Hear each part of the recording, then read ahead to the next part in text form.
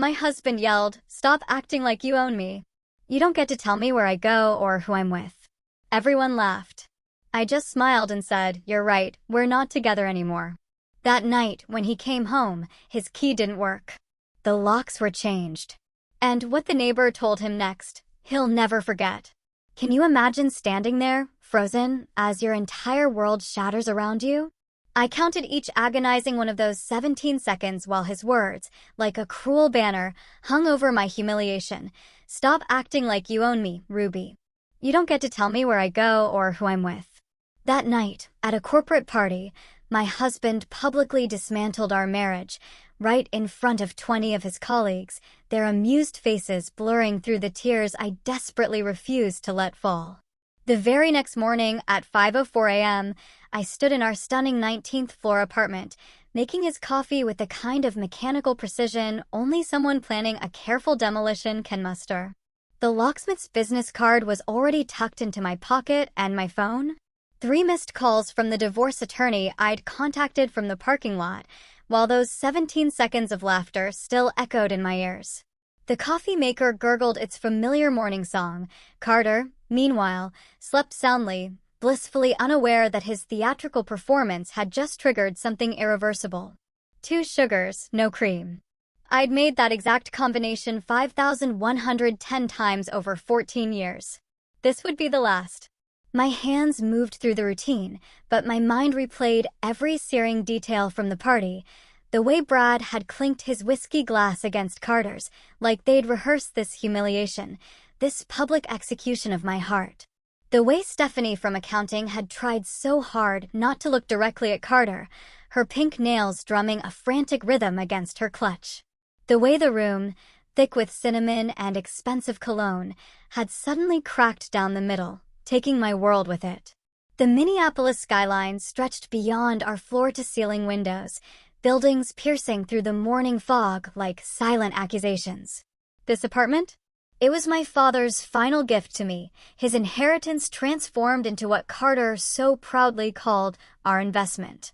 Never mind, he hadn't contributed a single penny to the down payment or the monthly maintenance. My consulting business, which I'd built from nothing while putting Carter through his MBA, paid for our entire life here. But somehow, over the years, the narrative had shifted.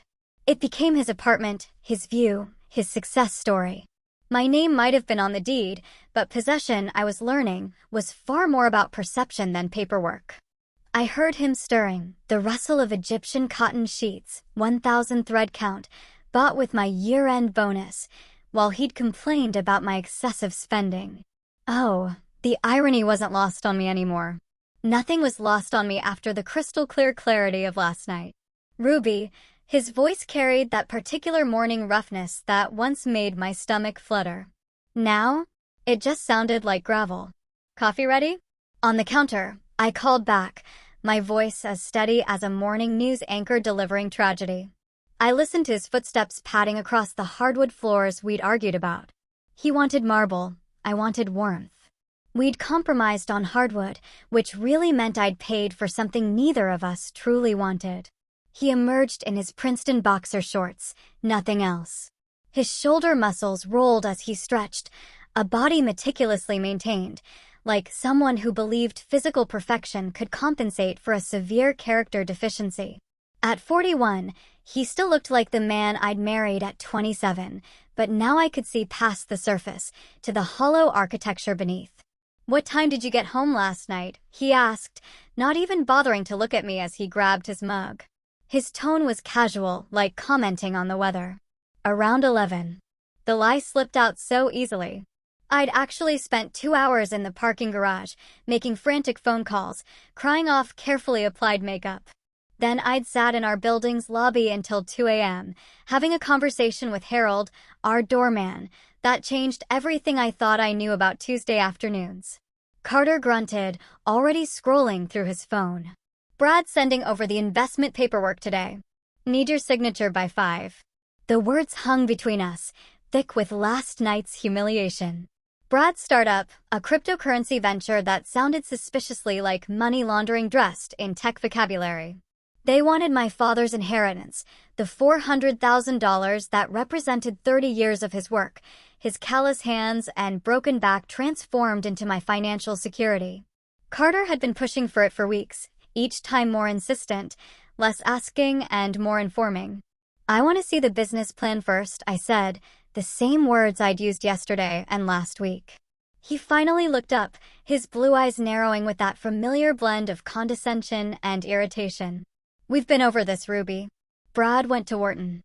He knows what he's doing. So did the executives at Enron. Carter's jaw tightened. He set down his mug with deliberate control, the sound sharp against the granite. Why do you always have to make things difficult? This is why I said what I said last night. He tried to control everything. There it was.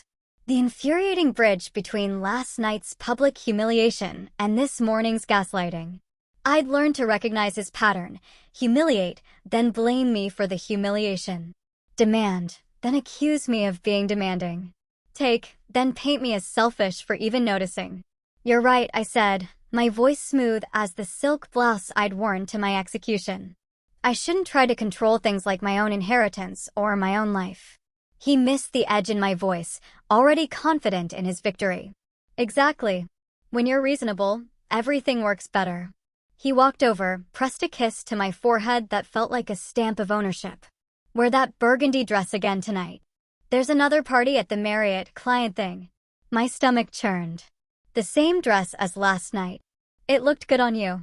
Powerful, he said, the last word with a smirk, remembering the saleswoman's comment I'd foolishly shared. Besides, these clients weren't at yesterday's party. No one will know it's the same dress. Except I would know. I'd be wearing my humiliation like a uniform, a walking reminder of 17 seconds of laughter. That's when it hit me. He wanted me to wear it. He wanted me marked by last night, branded by his public declaration of independence, while he played devoted husband tonight. I'll think about it, I said, my voice neutral as Switzerland. He was already walking back to the bedroom, dismissing me with the confidence of someone who'd never had his locks changed. Don't overthink it, Ruby. It's just a dress. But it wasn't just a dress. It was everything. Every small surrender, every swallowed objection. Every time I'd made myself smaller so he could feel bigger. The burgundy dress was just the latest uniform in a long line of costumes I'd worn in the theater of our marriage, where Carter directed every scene, and I'd forgotten I could simply walk off stage. My phone buzzed. Alexandra, the divorce attorney. Room in my schedule at noon if you're ready to proceed. I looked at the locksmith's card on the counter, then at Carter's coffee mug with his lip prints on the rim, and finally at the sunrise painting our apartment gold. Everything looked different in this light. Temporary. Changeable. Like a stage set waiting to be struck. Actually, I called toward the bedroom, loud enough for him to hear over his shower. I know exactly what I'm wearing tonight. What he didn't know is that I'd be wearing it in my apartment, with my locks, living my life. The 17 seconds of laughter had stopped echoing. What remained was the sound of my own heartbeat, steady and certain, counting down to freedom. Carter's hand pressed harder against my lower back as we entered the Marriott's grand ballroom, his fingers spreading across the burgundy fabric like he was marking territory. The pressure felt different now, not protective, but possessive, the way someone might grip a briefcase full of money. The room sparkled with holiday decorations that someone had spent a fortune on, gold garlands, crystal centerpieces, enough twinkling lights to power a small neighborhood. The air smelled of expensive perfume mixed with bourbon and that particular scent of corporate ambition, sharp, metallic, desperate. Remember, Carter murmured against my ear, his breath hot with the whiskey he'd already consumed in the limo. These are important clients. Try to be pleasant. Pleasant? The words stuck in my throat, like swallowed glass. After last night's humiliation, after 17 seconds of his colleagues laughing at me, he wanted pleasant? I was about to respond when I saw her. Stephanie from accounting, standing near the bar in a burgundy dress so similar to mine it couldn't be coincidence. The neckline plunged lower, the hem rose higher, but the color was identical. She stood with her back to us, blonde hair cascading down her spine like a waterfall of betrayal. Melissa, Brad's wife, appeared at my elbow with 2 champagne flutes. Her eyes darted between Stephanie and me, her face cycling through expressions like a slot machine before landing on pity. "Ruby, you look lovely," she said, handing me a glass, obviously struggling not to stare at the matching dresses. "Interesting color choice tonight," I said, my voice steady as I watched Carter notice Stephanie. His hand fell from my back instantly, like I'd suddenly become radioactive. His pupils dilated, jaw slackened, and for 3 seconds, he completely forgot I existed. In those 3 seconds, I saw our entire marriage. Every late meeting. Every Tuesday afternoon. Every text he'd hidden by tilting his phone away. Stephanie turned then, her eyes meeting mine over Carter's shoulder. She had the decency to look uncomfortable, her cheeks flushing as she registered our matching dresses, but she didn't move away. Instead, she lifted her chin slightly, a silent declaration of war disguised as confidence. The diamonds in her ears, new, expensive, familiar, caught the light. They looked exactly like the ones Carter had said were for his mother's birthday last month. "Those are beautiful earrings," I said to Melissa, though my eyes never left Stephanie. "Amazing how some women can wear expensive jewelry to work events. Must be nice to have that kind of income." Melissa coughed into her champagne. Brad materialized beside his wife, his face already flushed with alcohol and barely contained excitement. "Carter, ready to make history with this startup? Just need Ruby's signature and we're golden." My signature. My father's money. My inheritance funding their boy club fantasy, while Carter's mistress stood 10 feet away, wearing my color and his diamonds. The room suddenly felt too hot, too bright, too full of people who saw me as nothing more than a checkbook with legs. "We should discuss the business plan first," I said, my voice cutting through their enthusiasm like cold water. "I haven't seen any documentation, no revenue projections, no market analysis, nothing but promises and Wharton credentials." Carter's face darkened, that particular shade of red that preceded his worst moments. "Ruby, we've discussed this." "No, you've talked. I've listened. There's a difference." I took a sip of champagne, letting the bubbles give me courage. "It's $400,000, Carter. My father's, our money." He interrupted, his voice rising enough that nearby conversations paused. "It's our money, Ruby. Or have you forgotten what marriage means?" Brad laughed nervously, trying to diffuse the tension. "Hey, let's not turn business into what?" I asked, turning to face him fully. "Into due diligence? Into protecting assets? Into asking basic questions about where nearly $500,000 is going?" The room had grown quieter, that particular hush that falls when people sense drama brewing. Stephanie had moved closer, pretending to examine a painting on the wall, while obviously eavesdropping. Her perfume, something French and excessive, made my stomach turn. Carter grabbed my elbow, his fingers digging in hard enough to bruise. "You're embarrassing me," he hissed. "I'm embarrassing you?" The laugh that escaped me sounded hollow, brittle. "That's rich, considering last night." His grip tightened. "Last night was nothing. You're being dramatic." 17 seconds, I said quietly. "Your colleagues laughed at me for 17 seconds because you were being controlling." His voice boomed now, all pretense of privacy abandoned. The jazz quartet actually stopped playing, the saxophone cutting off mid-note. "You always do this, Ruby. You act like you own me. Like I can't make a single decision without your permission." The entire room was watching now. 50, maybe 60 people in designer clothes, holding drinks worth more than most people's daily wages, all witnessing round 2 of my public humiliation. Stephanie had turned fully toward us, her expression unreadable, but her body language screamed anticipation. Carter's finger jabbed toward my chest, not quite touching, but close enough to feel aggressive. "Stop acting like you own me, Ruby. You don't get to tell me where I go or who I'm with." There were the same words as last night, but this time with an audience of clients instead of colleagues. This time with his mistress watching. This time with everyone waiting to see if I'd crumble or fight. The champagne flute in my hand trembled slightly as I set it down on the nearest table. The click of glass on marble sounded like a gavel falling. Inside, I was fragmenting into a million pieces. 14 years of marriage, of trying, of making myself smaller so he could feel bigger. All shattering at once. But outside, my hands were steady, my voice clear. "You're right," I said, loud enough for everyone to hear. "We're not together anymore." The silence that followed was complete, absolute, the kind that makes your ears ring. Carter's triumphant expression, because he thought he was winning this public argument, shifted to confusion. His mouth opened, closed, opened again like a fish gasping for air. "What did you just say?" His voice cracked on the last word. "I said, you're right. I don't own you, and you don't own me. We're done." I turned away from his shocked face.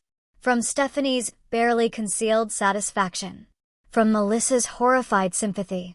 From Brad's uncomfortable shuffling. My heels clicked against the marble floor. Steady. Rhythmic. Final. Each step felt like shedding weight, like gravity was loosening its grip. Behind me, I heard Sarah from IT whisper to someone, "Good for her." Then, louder. "Meant for me to hear, good for you, Ruby." I didn't stop walking until I reached my car in the parking garage. The December air bit at my skin, snow beginning to fall in thick, lazy flakes that stuck to my hair, my dress, my shaking hands as I fumbled for my keys. Inside the car, I sat for a moment, letting the silence wrap around me like armor. Then I pulled out my phone and made 3 calls, each one a nail in the coffin of my old life. Alexandra answered on the second ring. "Ruby, it's late." I'm ready," I said. "Can you file papers tomorrow?" Her pause was brief. Then, finally, "I've been waiting years for this call. I'll have everything ready by morning." The second call was to Secure Life Emergency Locksmith. Diana's voice was warm, understanding. "We can have someone there tonight. Changing locks after midnight is our specialty." The third call was to Marcus, my brother, who managed a storage facility. "I need a unit," I said without preamble. "How big?" No questions, no surprise. Just immediate support. Big enough for a man's entire life. "I'll have one ready by midnight, Ruby." "Good for you." 3 calls, 3 allies, 3 steps toward freedom. As I drove home through the falling snow, watching the city lights blur through my tears, I realized something. Carter had been right about one thing. I had been trying to control something. I'd been trying to control myself, to make myself fit into the shape of what he needed. Tonight, in front of everyone who mattered to his image, I'd finally let go of that control. And in losing it, I'd found something else entirely, myself. The snow had turned to freezing rain by the time I reached our building, each drop hitting my windshield like tiny bullets of reality. Through the lobby's glass doors, I could see Harold at his desk, and something in his posture told me he'd been waiting. I parked in my designated spot, number 19F, same as our apartment, and sat for a moment, gathering the courage to walk through those doors as a woman about to dismantle her life. Harold stood as I entered, his weathered face carrying an expression I'd never seen before, part relief, part sorrow, like watching someone finally escape a burning building. "Miss Thorne," he said, using my maiden name without me having to ask. "The locksmith called. She's on her way up." I gave her access to the service elevator. He paused, studying my face. I also took the liberty of putting extra boxes in the hallway. The good ones from the storage room. At 10:04 p.m. exactly, Diana arrived with a battered toolbox and eyes that had seen too many midnight escapes. She was perhaps 50, with silver streaking through her dark hair and calluses on her hands that spoke of real work. She didn't offer empty condolences or ask unnecessary questions. Instead, she knelt by our door and ran her fingers along the lock like a doctor examining a patient. "Commercial grade," she said, pulling out her tools. "Good bones, but outdated.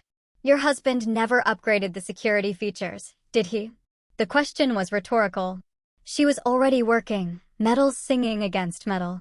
Men like that never think anyone would dare lock them out. Makes my job easier. As she worked, her story unfolded in quiet fragments between the sounds of pins clicking and tumblers turning. Her ex had locked her out 17 years ago, changed the locks while she was at her mother's funeral. Came home to my entire life on the lawn and garbage bags in the rain. He tested the new deadbolt, solid and unforgiving. Learned locksmithing after that. Figured if I couldn't control much else, I could at least control who got through my door. The new keys she handed me were different from the old ones. Heavier, with edges that bit into my palm. Military grade, she said with satisfaction. These babies can't be duplicated at some corner shop. You want copies? You come through me. He pulled out a business card. My personal number's on the back. For emergencies. Or just to talk. While Diana packed her tools, I began the systematic archaeology of ending a marriage. Each item of Carter's required examination, classification, preservation. His Harvard MBA diploma, which he'd insisted on hanging in our bedroom for inspiration, went into bubble wrap. I grabbed a Sharpie and wrote on the box, educated but not enlightened. The Rolex I bought him for our 10th anniversary, 3 months of my consulting fees, went into its original box with a note, "Time's up." My movements were methodical, almost therapeutic. Each labeled box was a small act of revolution. His collection of first edition business books became unread trophies. The golf clubs he bought with what he called his bonus, but was actually our tax refund, were tagged borrowed dreams. Then, behind his golf bag, my fingers found something that stopped me cold. A pink cashmere scarf, soft and expensive, reeking of Stephanie's perfume. I held it up to the light.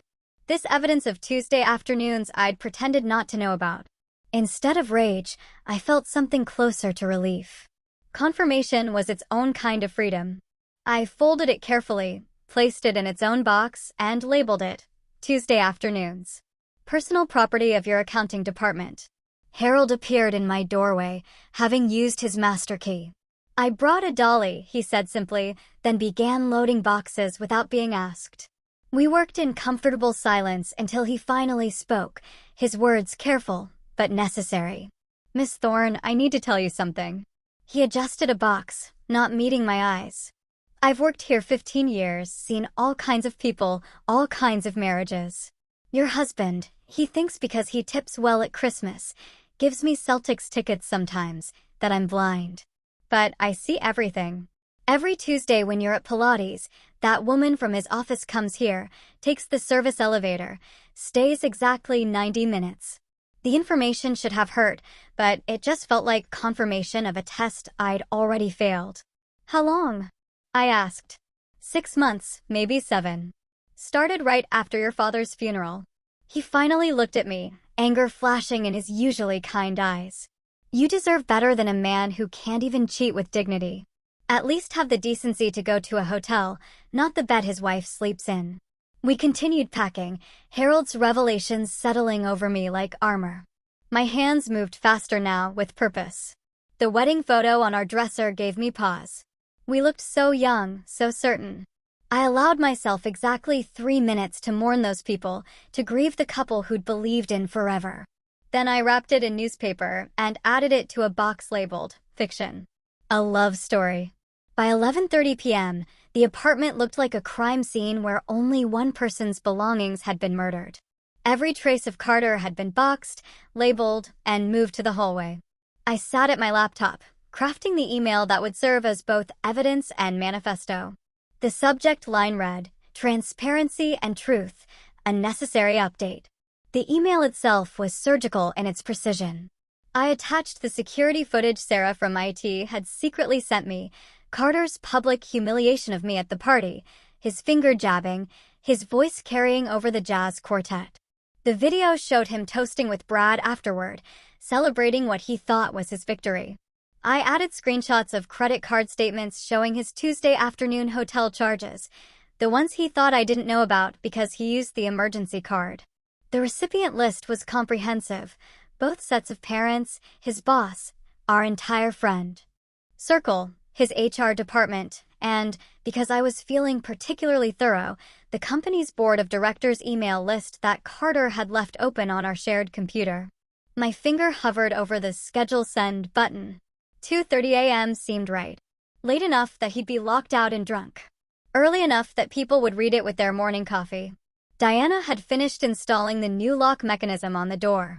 "All done," she announced, testing the handle one final time. "Your fortress is secure."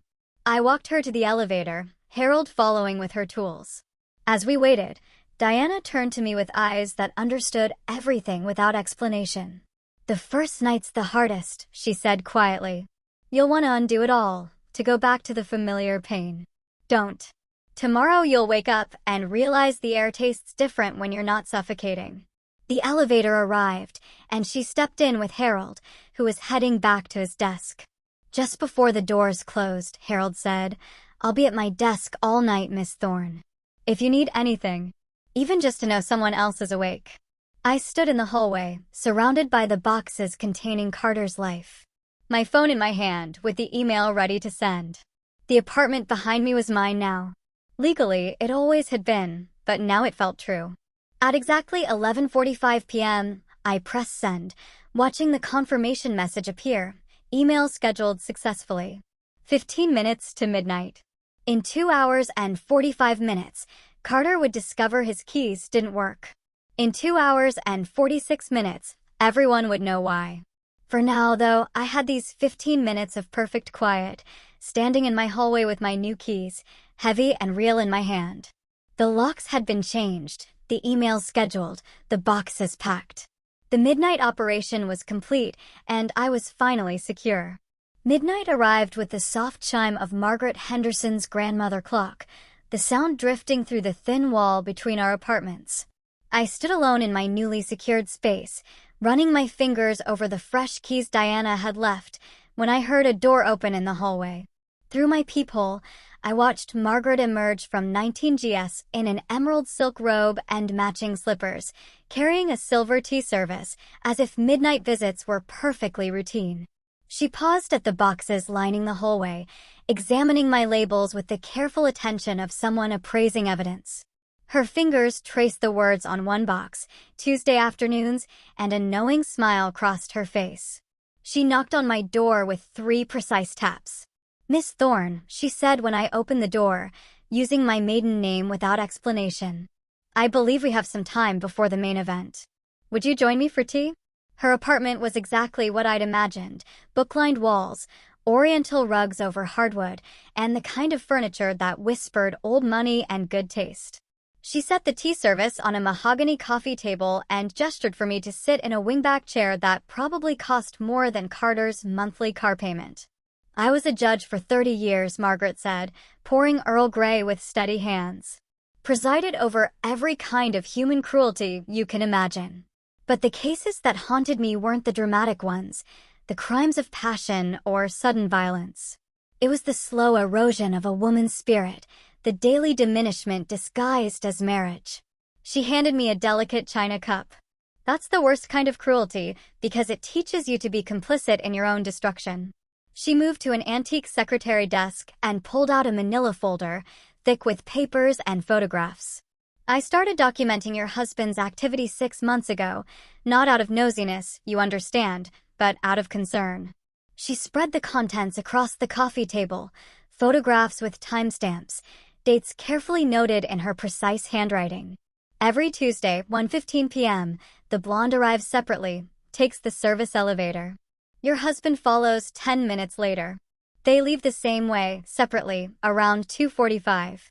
The evidence was overwhelming in its finality. Carter in the lobby checking his phone, Stephanie entering with an oversized purse. The two of them accidentally captured in the same frame near the elevator, carefully not acknowledging each other.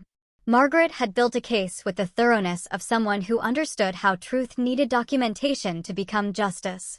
"Why?" I asked, my voice barely above a whisper. "Because I was you once," Margaret said simply. 40 years ago, different husbands, same story. But back then, nobody documented anything. Nobody helped. Women just disappeared into their marriages, and nobody asked questions until they turned up in my courtroom, broken and without proof. She touched one of the photographs. "I promised myself I'd never let another woman go through that alone if I could help it." At 2:23 a.m., we heard the elevator ding. Margaret moved to her door, pressing her eye to the peephole with practiced ease. "He's here," she whispered, gesturing for me to join her. Through the fisheye lens, I watched Carter stumble down the hallway, his gait uneven from alcohol and arrogance. His key card beeped against the lock. Once, twice, 3 times. The confusion on his face would have been comical if it weren't so satisfying. He tried the handle, shaking it with increasing force. "Ruby." His voice was slurred, but demanding. "Ruby, open the door." He progressed from confusion to irritation to anger in the span of 30 seconds. "This isn't funny. Open the door right now." Margaret looked at me, one eyebrow raised in question. I nodded. She opened her door with theatrical calm, teacup in hand, looking every inch the distinguished retired judge despite the late hour. "Mr. Lawson," she said, her voice carrying the authority of 3 decades on the bench. "Having trouble?" Carter spun toward her, nearly losing his balance. "My key, it's not working." "How curious," Margaret said, taking a deliberate sip of tea. "Though, I suppose it makes sense. Keys generally stop working when one no longer lives somewhere." The color drained from his face as he noticed the boxes lining the hallway, his name on every label. "What is this?" "I believe the legal term is personal property removal," Margaret said, though I particularly enjoyed the labeling system. Tuesday afternoons was especially creative.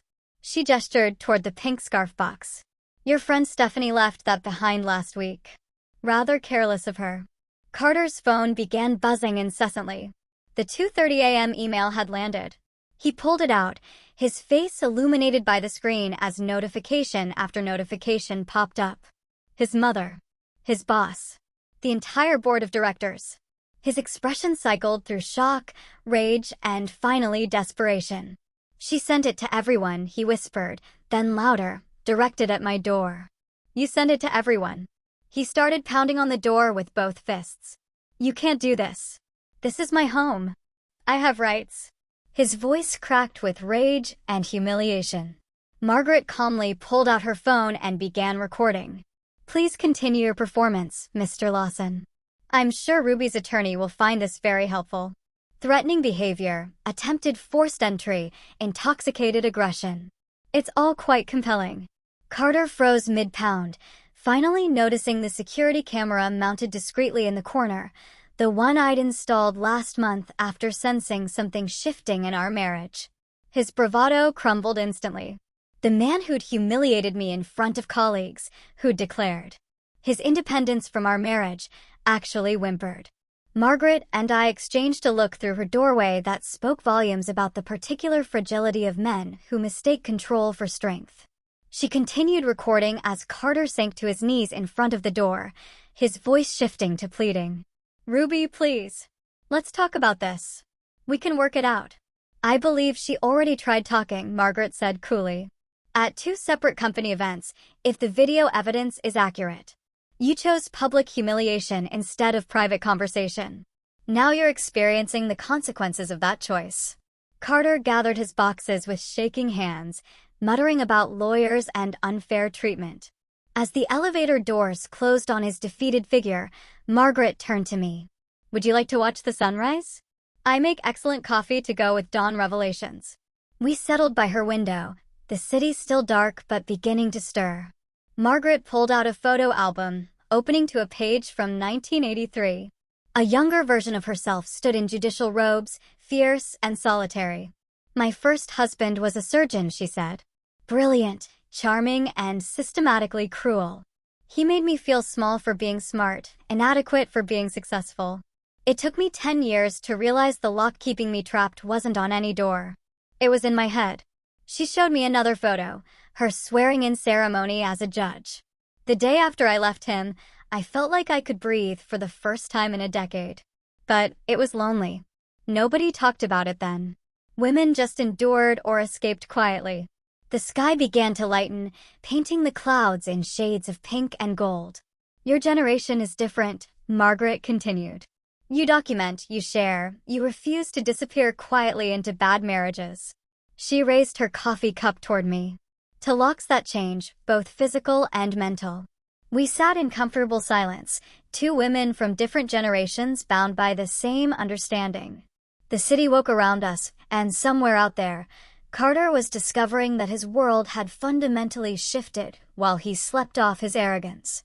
The reckoning had come not with dramatics, but with dignity, Witnessed by a woman who understood that justice sometimes looks like Earl Grey tea and carefully documented truth. Margaret's coffee had grown cold in my hands as the first rays of sunlight painted Minneapolis in shades of gold and amber. We sat in comfortable silence, two women who understood that some victories taste better when shared quietly.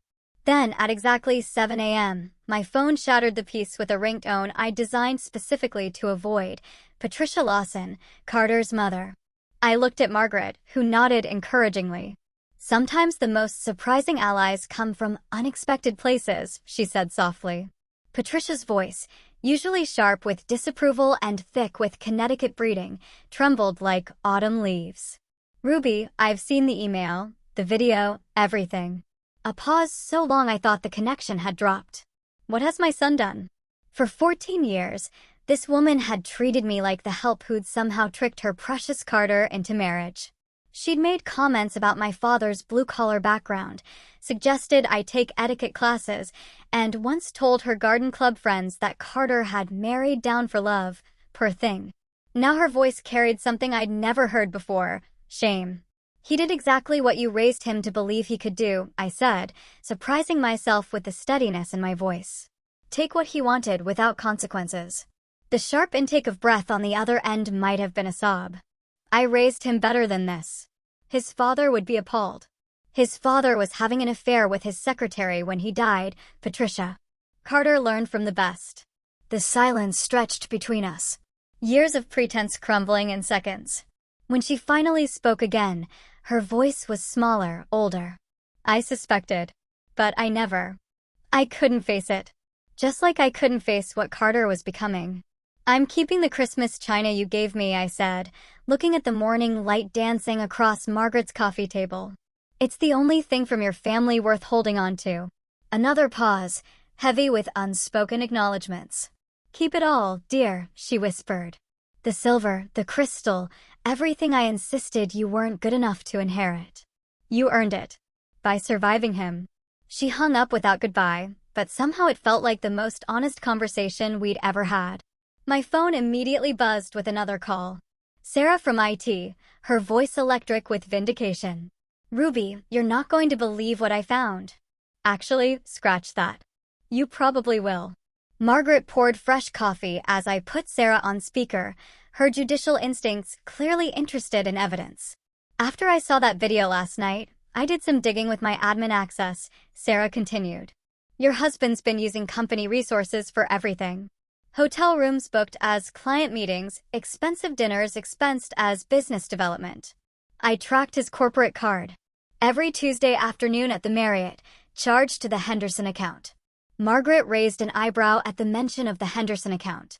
"That's our biggest client," she mouthed. "It gets worse," Sarah said, her typing audible through the phone. "That startup he's been pushing, the one with Brad? I found the incorporation documents. It doesn't exist. Brad's been investigated for fraud twice.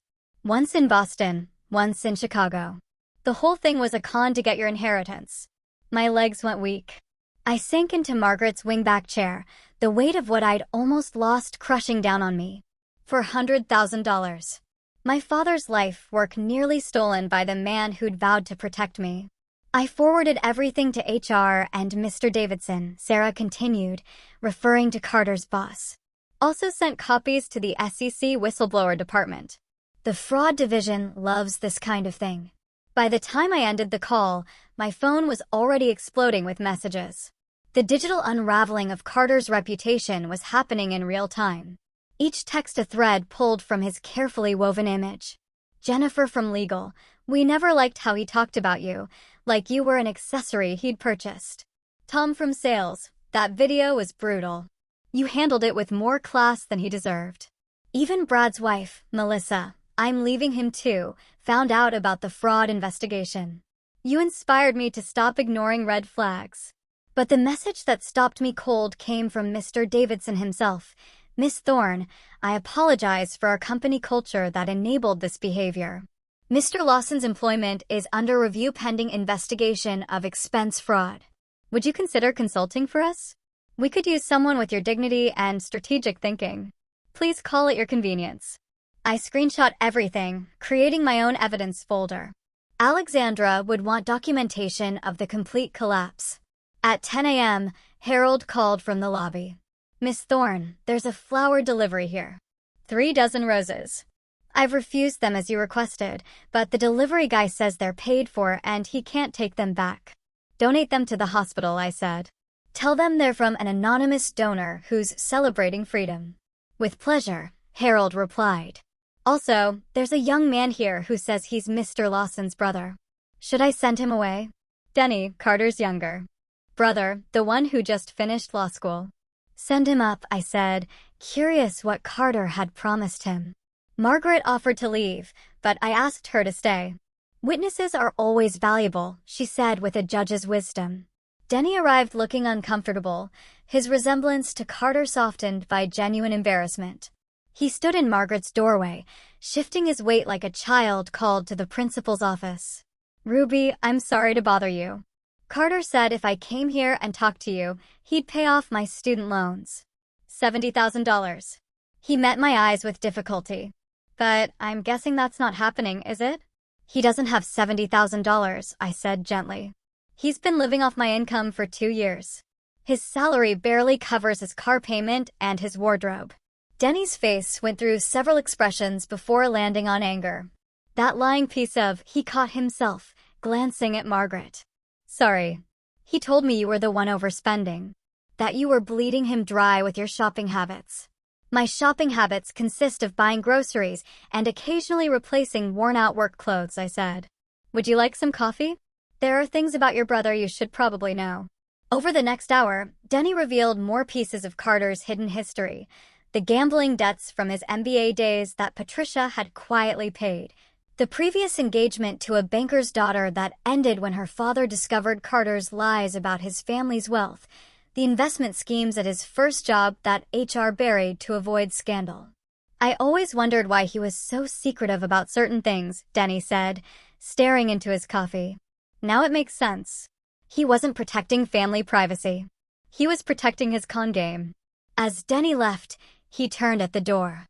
"Ruby, for what it's worth, the family knew you were too good for him. Even Mom, though she'd never admit it. We just didn't know how to tell you." The unraveling was complete. By noon, Carter's carefully constructed world had collapsed like a house of cards in a hurricane. His reputation, his job, his family's illusions, his financial schemes, everything exposed in the harsh light of truth.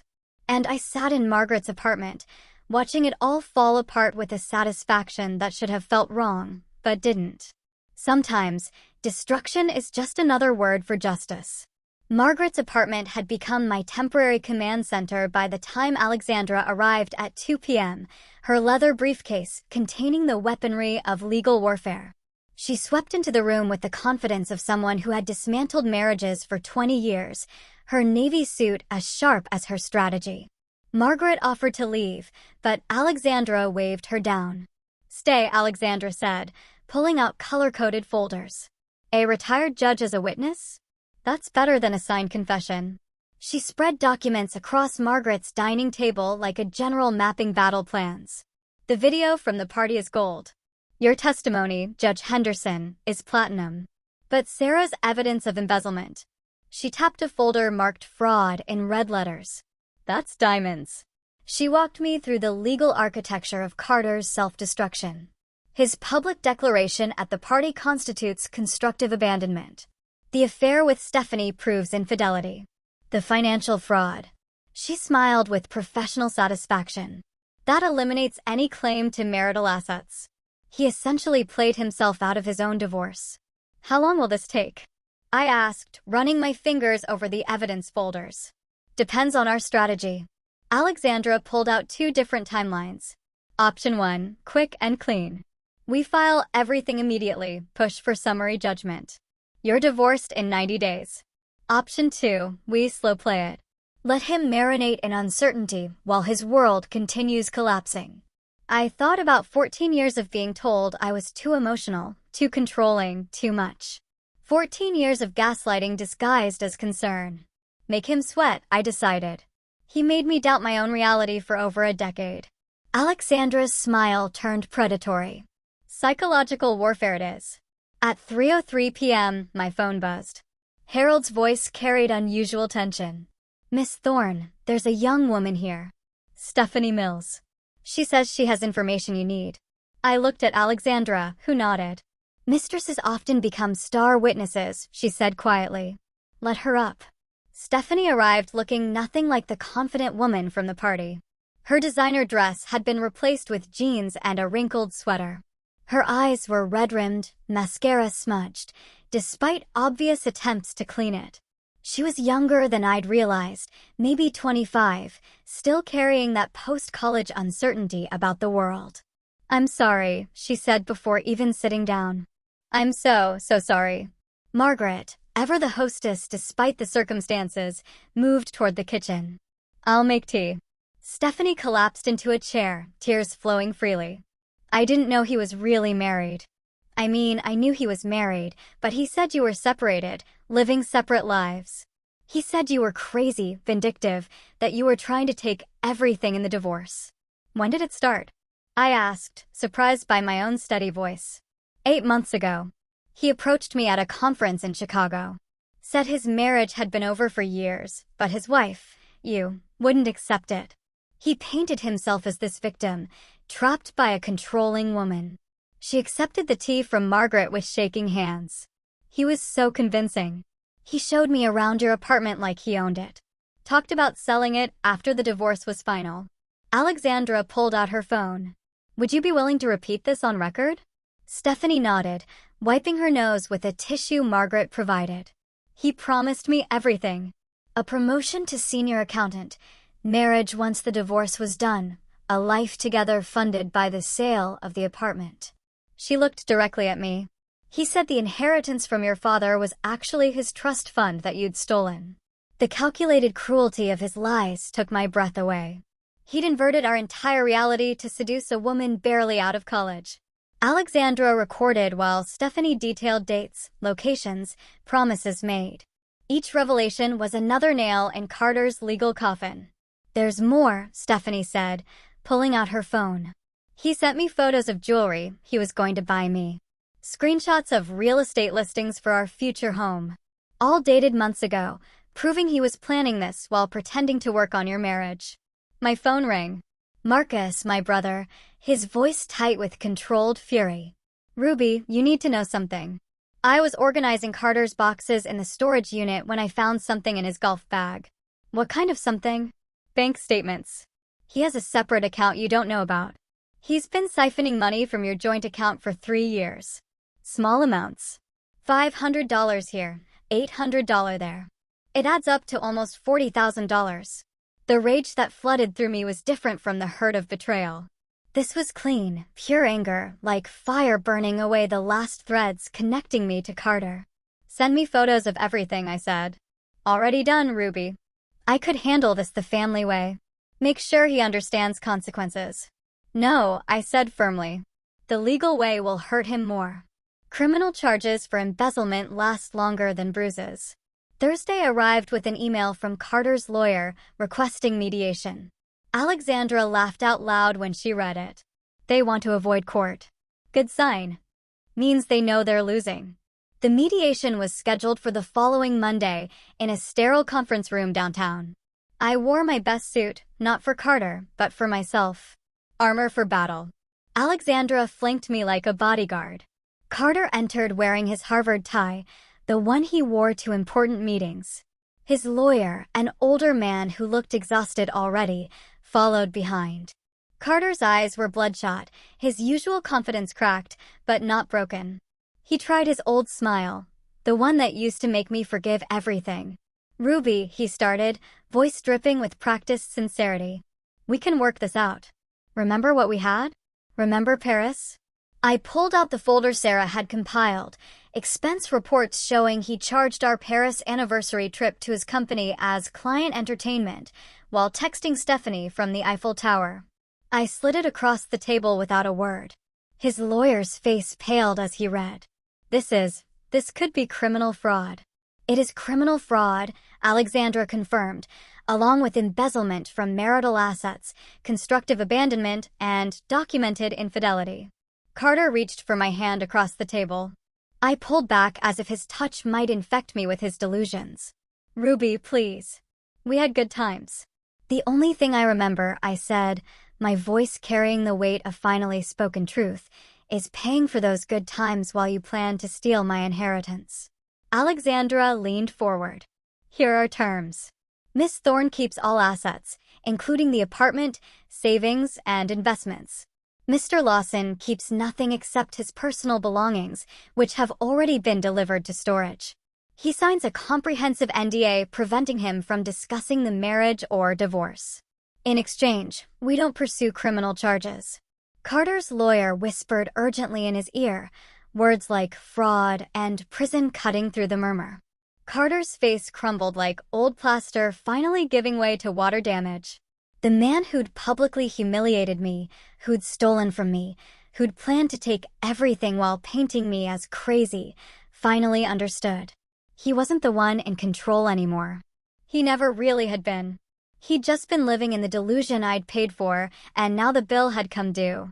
Carter's pen hovered over the NDA agreement for 30 seconds that felt like 30 years. His hand trembled slightly as he finally signed, the sound of ink on paper marking the legal death of our marriage. His lawyer gathered the documents with the efficiency of someone eager to leave, muttering about filing deadlines and court schedules. As they stood to leave, Carter looked at me one last time, his mouth opening as if to say something. But Alexandra raised her hand, pointing to the freshly signed NDA, and he closed it again, shuffling out like a man who'd aged a decade in an hour. 3 weeks passed in a blur of paperwork and apartment reorganization. I reclaimed spaces that had been his, the home office where he'd conducted his Tuesday affairs via video calls, the walk-in closet that now held only my clothes, spread out luxuriously. Margaret checked in daily, bringing tea and wisdom in equal measure. The building's residents had shifted from treating me as Carter's wife to Ruby Thorne, the woman who changed her own locks. The story had become building legend. New Year's Eve arrived with a snowstorm, and an invitation slipped under my door, handwritten by Margaret herself. "You need to be seen thriving. It's not about him anymore. It's about you." I almost declined. The thought of facing a room full of people who'd witnessed my public humiliation felt overwhelming. But Margaret appeared at my door at 7 p.m., holding a jewelry box. "These were my late husband's cufflinks," she said, opening it to reveal diamonds that caught the light like trapped stars. "I had them made into earrings after he passed. He was a real man, the kind who supported his wife's success instead of stealing it." She fastened them to my ears with gentle fingers. "Wear them tonight. Let them remind you what actual partnership looked like." My dress choice was deliberate. Not the burgundy of humiliation or the black of mourning, but fire engine red. The kind of red that announces arrival, demands attention, declares war and victory simultaneously. When I looked in the mirror, I saw someone I hadn't seen in 14 years. Not Carter's wife or anyone's victim, but Ruby Thorne, 41 years old and finally, fully alive. The rooftop venue sparkled with string lights and heat lamps fighting against the December cold. The moment I stepped off the elevator, conversations stuttered to a stop. Not the uncomfortable silence of scandal, but something else. Recognition, perhaps. Respect. Harold, dressed in his formal uniform, announced with unusual volume, "Ms. Ruby Thorne." The emphasis on my name was deliberate, each syllable a declaration. The applause started with Margaret, of course, but spread through the crowd like wildfire. Dr. Kim from 12B raised her glass. The Johnsons from 8C nodded approvingly. Even the 20-somethings, who usually ignored everyone over 30, were clapping. It took me a moment to understand. They weren't applauding my divorce or my drama. They were applauding my courage, the simple act of refusing to disappear quietly. I was 2 glasses of champagne into actual enjoyment when the elevator dinged at 10:47 p.m. The universe, it seemed, had a sense of dramatic timing. Carter stepped out with Stephanie on his arm, his chin raised in that way that meant he was pretending confidence. He wore his most expensive suit, the one I'd bought him for our 10th anniversary. Stephanie wore black, looking like she'd rather be anywhere else on Earth. The room's energy shifted immediately, but not in the way Carter had calculated. Conversations didn't stop. They deliberately continued, voices perhaps a bit louder, backs turning with synchronized precision. When he approached the bartender suddenly needed to check inventory in the back room. When he tried to join a group near the windows, they dispersed like smoke, reforming elsewhere. Stephanie's face cycled through mortification to understanding to shame. She wasn't his new girlfriend being introduced to society. She was a prop in his revenge fantasy, and everyone knew it. When she caught my eye across the room, her expression crumbled. This wasn't what he'd promised her. Carter, red-faced and desperate, made a beeline for me, but Harold materialized from nowhere, joined by two other doormen I'd never seen work an event before. They formed a subtle but unmistakable wall. "Sir," Harold said, his voice carrying across the now quiet rooftop. "You're not on the resident list. I'll have to ask you to leave unless a current resident vouches for you." The silence that followed was complete. 60 people, residents who'd lived here for years, who'd shared elevators and small talk with Carter, who'd attended his 4th of July parties. Not one person moved. Not one voice spoke up. The rejection was total, devastating in its unanimity. Carter's face went from red to purple. "This is ridiculous." "I lived here for lived," Margaret interrupted, approaching with the authority of her former profession. Past tense. The building's quite particular about security these days. At exactly midnight, as if orchestrated by fate, Margaret took the microphone for the traditional New Year's toast. The crowd turned toward her, effectively giving Carter their backs. She raised her champagne, diamonds glittering at her wrist, and spoke with the clarity of judgment. "To new beginnings," she started, her eyes finding mine across the crowd. "To women who realize their worth after years of being told they have none. To men who learn that consequences, like karma, always come due." She paused, taking a deliberate sip. "And to Miss Ruby Thorne, who reminded us all that sometimes the best renovation you can do to a home is removing the trash." The laughter that erupted wasn't cruel. It was cathartic, a collective release of tension. Glasses raised toward me from every direction. Someone started clapping again, and this time it sustained, growing into something that felt like vindication. Carter's composure finally shattered completely. "This is conspiracy. You've all been turned against me. This is illegal." But Margaret wasn't finished. She looked directly at him, as if just noticing his presence. "Oh, Mr. Lawson, you're still here? How embarrassing for you." That's when Stephanie broke. She pulled away from Carter's arm, walked directly to me through the crowd that parted like water. "I'm sorry," she whispered, tears streaming. "I was an idiot. He played me just like." She stopped, shaking her head. "I'm just sorry." She headed for the elevator without looking back.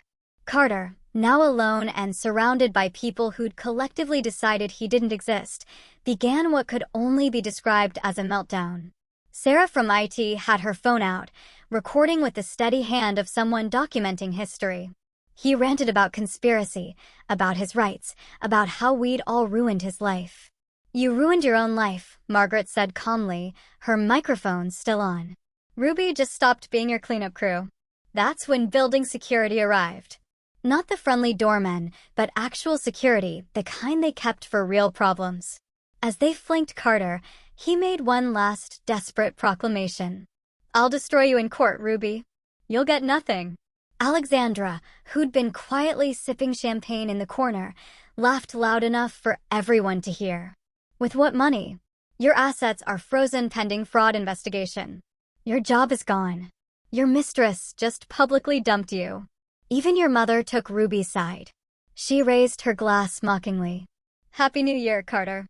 As security escorted him out, the crowd turned back to me. Not with pity or awkwardness, but with something that felt like solidarity. Dr. Kim clinked her glass against mine. "Best party we've had in years," she said with a wink. The countdown to midnight began again. Margaret had actually paused it for the drama. As the numbers decreased and the ball dropped on the screen, I stood surrounded by neighbors who'd become witnesses, witnesses who'd become allies. The new year arrived with cheers and champagne, and for the first time in 14 years, I celebrated without wondering what mood Carter would be in tomorrow. The fireworks faded into smoke against the Minneapolis skyline as the rooftop party continued around me, but I felt myself existing in a bubble of perfect clarity. Margaret squeezed my hand once before releasing it, her eyes carrying the satisfaction of justice served. The new year had arrived, and with it, the strange sensation of being completely unanchored from my old life, not drifting, but finally free to choose my own direction. January dissolved into February, then March, each day building toward the final legal confrontation. The courthouse in downtown Minneapolis stood like a monument to other people's endings, but for me, it represented a beginning. The same building where Margaret had once presided over countless divorces would now host mine. The morning of June 15th arrived gray and humid, the kind of weather that makes everything feel heavy, except my heart. Carter appeared diminished in every way. His suit, clearly borrowed, hung loose on shoulders that had lost their arrogant set. His lawyer, a public defender who looked exhausted before proceedings even began, shuffled papers with the resignation of someone who knew this was just procedure. The embezzlement charges hovering over Carter's head removed any possibility of contest. He couldn't fight without risking criminal prosecution. The judge, a woman about Margaret's age with similar sharp eyes, reviewed the documents with efficiency. "Mr. Lawson, do you contest any of the terms set forth in this dissolution?" "No, Your Honor." His voice cracked on the honorific. 12 minutes. That's all it took to legally dissolve 14 years. The gavel came down with a sound like punctuation at the end of a very long sentence. As we filed out, Carter lingered by the courthouse steps, his face working through emotions like he was trying to find the right one. "I loved you once," he said, the words falling flat in the humid air. I paused, Margaret's wisdom flowing through me like inherited strength. "No, you loved what I provided. The stability, the money, the cover for your inadequacies. There's a difference between loving someone and loving what they do for you." He opened his mouth, closed it, then walked away.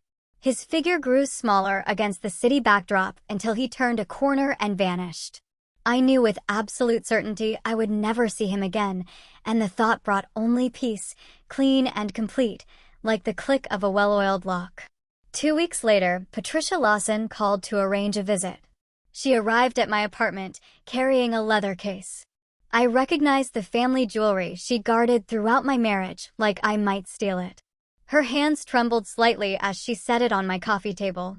"I was wrong about you," she said without preamble, age having worn away her capacity for pretense. "Wrong to treat you as less than. Wrong to raise a son who could." She stopped, composing herself. "I failed him, and that failure hurt you." We sat across from each other, two women, examining the wreckage one man had created between them. She opened the case, revealing pieces I'd only seen in family photos, an Art Deco bracelet, pearl earrings from the 1920s, a sapphire ring that had belonged to Carter's grandmother. "These should have been yours from the beginning," Patricia said. "I withheld them out of snobbery, thinking you weren't good enough for our family. The truth is, we weren't good enough for you. We would never be friends. Too much history, too much hurt. But in that moment, we found understanding." She told me Carter was living with Denny now, working at an enterprise location near the airport, dating a woman named Jennifer who thought he was divorced because his wife had been unfaithful. "I hope he's learned," Patricia said, though her tone suggested she knew better. "You taught him the lesson I couldn't, that actions have consequences." Before leaving, she embraced me. Not the air kisses of 14 years, but a real hug. The kind that acknowledges shared pain. "Thank you for not destroying him completely," she whispered against my ear. "I only destroyed the fiction," I replied. The rest was always there, waiting to be exposed. By September, my consulting firm had tripled its client base. The story of the woman who locked out her life had become Minneapolis business legend. Female executives sought me out specifically, wanting the strategic mind that could orchestrate such a complete reversal of power. "If you can plan a divorce like a military operation," one CEO told me over lunch, "imagine what you can do for my merger." I moved offices to a building with windows that actually opened, a detail that felt monumentally important. Fresh air whenever I wanted it, no climate control beyond my own preferences. Margaret visited weekly, and together we'd founded something unexpected, the Lock Club, a support group for women learning to control their own doors, both literal and metaphorical. We should write a book, Margaret suggested one afternoon, watching the group of 12 women sharing stories of escape and triumph. Call it Changing the Locks, a guide to reclaiming your life. Maybe, I said, though I was already thinking about chapter structure, the way truth could become instruction for others trapped behind doors they thought they couldn't change. Now, on this Tuesday morning in October, I stood in my apartment, truly, completely mine, watching another sunrise paint the city gold. The locks had evolved again, smart locks controlled by my phone. A technology that felt symbolic. No physical keys to copy. No mechanical tumblers to pick, just encrypted digital security I controlled completely. Harold still worked the front desk, still called me Miss Thorne with obvious pride. Young women in the building sought me out for advice about relationships, careers, self-worth. Last week, a 28-year-old named Emma asked me the question I'd once asked myself. How do you know when it's time to leave? When you realize the lock keeping you trapped isn't on any door, I told her, channeling Margaret's wisdom that had become my own. It's in your belief that you need someone else's permission to be free. The moment you understand that, you already have the key. My phone buzzed. Another unknown number, probably Carter trying again through some app or borrowed phone. I deleted it without reading, without anger, without any emotion at all. Some doors, once locked, should remain that way. I made my coffee, 1 sugar, oat milk, prepared exactly how I preferred, and smiled at this small rebellion that had become routine. Freedom lived in these tiny choices as much as the dramatic ones. Every preference expressed, every boundary maintained, every decision made without seeking approval was another tumbler clicking into place in the lock of my own autonomy.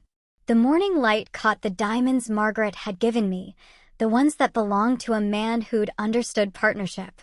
They sparkled against my wrist as I raised my coffee cup in a silent toast. To endings that become beginnings, to locks that protect instead of trap, to the woman I'd become by refusing to remain who I was expected to be. The lock that changed everything wasn't just on my door. It was the one I'd finally installed in my own heart, securing my worth from anyone who might try to diminish it again. And that lock, that one would never be changed. If this story of calculated revenge and reclaimed dignity had you cheering for Ruby, hit that like button right now. My favorite part was when Margaret delivered that devastating midnight toast, calling out Carter's presence with perfect judicial timing. What was your favorite moment of Ruby's transformation? Thanks for watching. Take care. Good luck.